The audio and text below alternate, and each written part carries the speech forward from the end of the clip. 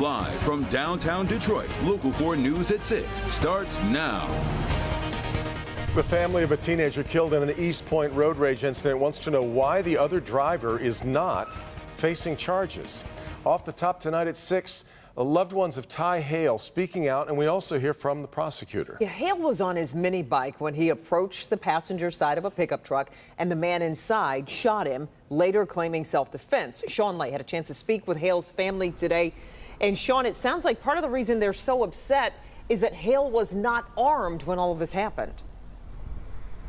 Clearly not armed, according to the family. I just met with them, and look, of course they're hurting, but I asked them after this incident how many times they heard from East Point Police. They said not once. I asked them how many times they've heard from the Macomb County Prosecutor's Office, who chose not to issue charges. They have not heard from the prosecutor's office either. So yes, they're hurting, but they've got serious questions.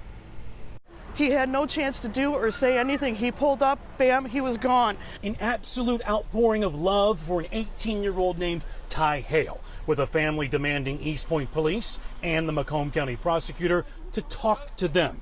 The teen was shot and killed September 30th. A doorbell camera shows the driver of a Ram truck pulling up to a stop sign in East Point. Hale is on a mini bike. He pulls up to the passenger side, and Hale was shot dead. The driver was not charged. The question of what about this was justifiable has gone unanswered by police and the prosecutor. He was away from the threat. My son approached. He waited for the threat to approach him. How is that self-defense? It's not justifiable to me. It's what, words? You can't shoot somebody just because of words. The incident apparently stemming from an argument, road rage. The driver was armed, the teen was not. Words do not justify murder.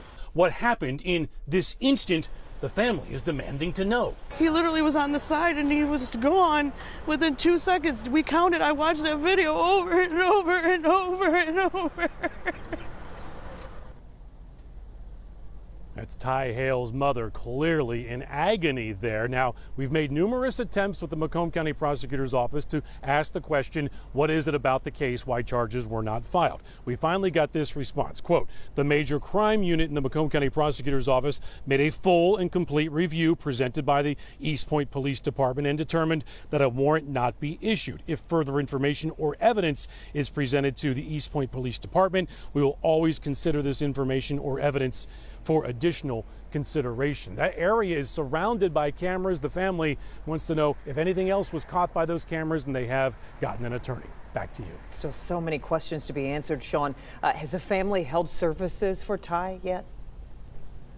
You know, I asked that, and this happened September 30th, and they say his body has not yet been released by the examiner's office. So they feel like they are in limbo here, and they certainly are hurting, and they would like to speak to someone with the police department and prosecutor's office. Indeed, you can understand why.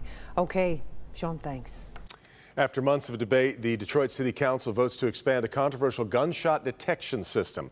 Council approved funding for Shot Spotter on a vote of 5-4, so it was close. It's currently being used in the 8th and 9th precincts. This vote would bring it to other neighborhoods. Some neighbors expressed concerns about privacy with the audio surveillance technology, but Detroit Police Chief James White says shootings have been cut in half in the areas where it's being used. $7 million contract will be paid with money from the general fund.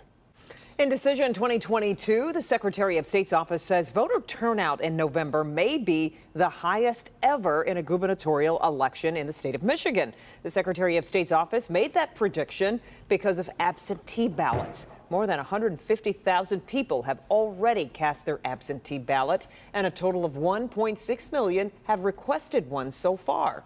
The state thinks more than 2 million absentee ballots may be submitted by the November 8th election. In addition to the race for governor, voters will have a say in voting rights and abortion rights, an issue that is expected to drive voter turnout. And with the election fewer than a month away, we have launched our digital voter guide with everything you need to know about local races, voting locations, and important deadlines. Just head to the elections page at clickondetroit.com. Now to a very unusual yet heartwarming story about a beloved professor in search of an organ donor. Dr. Scott Schneider's campaign for a new kidney has him using multiple billboards to try to find a match. Victor Williams has a look at the unique measures now being taken. You're going to see a lot of these billboards popping up all over Metro Detroit, but the entire campaign is being done to save a life. Very weird to put your name out there like that, to basically ask for help. If you're anywhere near 8 Mile and the Lodge and several other places, you may notice this billboard with a unique request. Lawrence Tech professor Scott Schneider is in need of a new kidney. I've been on the transplant list for 2 years. Okay. So basically diagnosed about 3 or 4 years ago to say, hey, your kidneys are starting to fail. With routine dialysis, the physics professor is at least stable, but his sister and her kids created the Kidney for Scott campaign. Let's just say the community, including the students at Lawrence Tech, have been extremely supportive. He's a favorite on the university campus. When I'm in sporting events here, I dress up crazy blue hair and blue dealy boppers and things. That's part of the reason why students are recording testimonials to try to get people to help their favorite professor. Dr. Scott is an amazing mentor. Dr. Scott is trustworthy, reliable, and genuine. Local company Outfront Media even donated the billboard space to help Dr. Scott with his search, making a total of 6 billboards in southeast Michigan. We bought some time on one of the billboards, but they also have a campaign where they like to pick a particular story and say, oh, we want to run with this. Through it all, Dr. Scott is remaining optimistic. What are my choices? I mean, I could be all depressed and morose and make people around me miserable. That's not a way to live. It's humbling to know that you've got all this support out there. So I'm very grateful for that.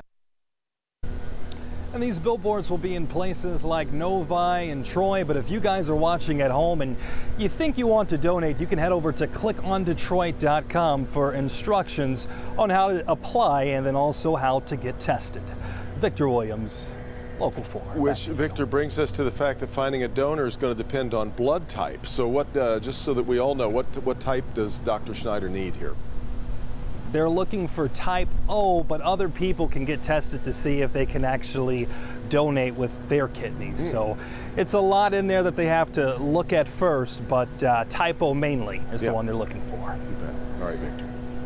All right, a slight decrease in Michigan's new coronavirus numbers for the week. State is reporting 12,548 new cases over the past 7 days. That averages out to 1,700 cases per day. It's about 330 cases fewer than last week. 152 new deaths are being reported over that same time period. Dearborn Public School Board meeting is going to resume later this week after last night's meeting was shut down early by the fire marshal. Guys, they're going to shut down the meeting if you guys don't comply. We're going to be recessing until we can get the situation under control. And the decision was made due to the size of the crowd and what we're told was some rowdiness. Parents and students gathered to speak during a discussion on banning books, some deemed controversial. The board meeting is going to continue now this Thursday. It'll be 7 o'clock Thursday evening at Fordson High School. Okay, let's get over to meteorologist Kim Adams, tracking a few little showers headed our way, but overall a really nice day today. A really nice day, yeah, Kim.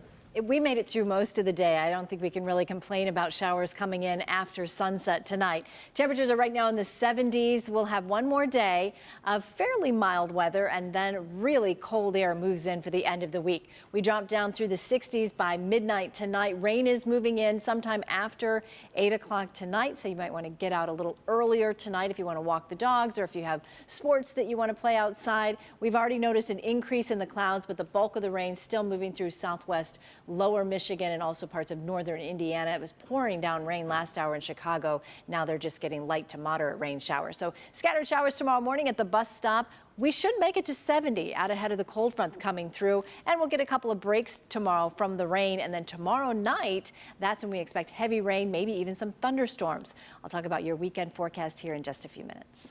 Thank you. Well, every week, Help Me Hank has been out meeting with viewers in their communities for his Hear Me Out Hank meetups at local restaurants.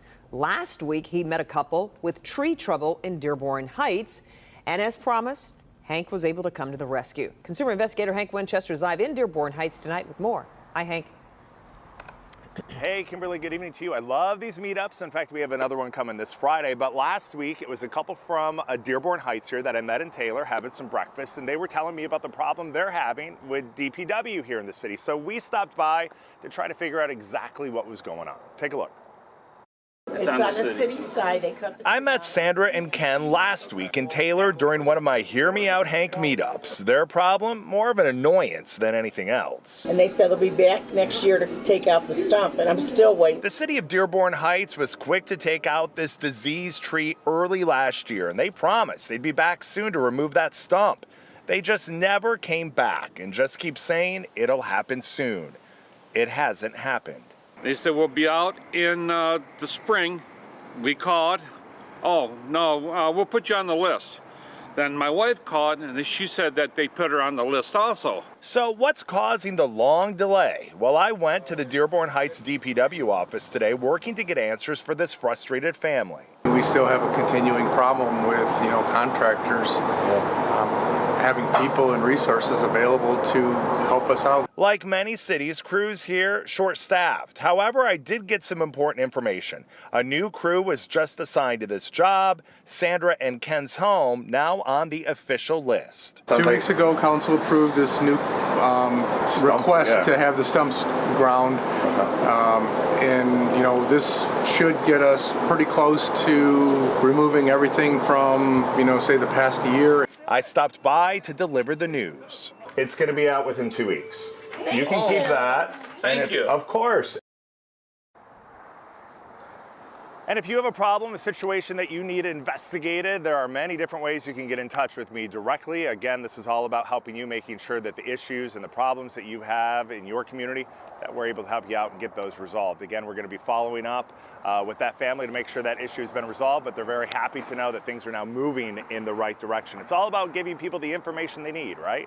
We're live here tonight at Dearborn Heights. Hank Winchester, back to you. Indeed, I love it that you're sitting down with folks and getting a piece of their mind. That's great, Hank.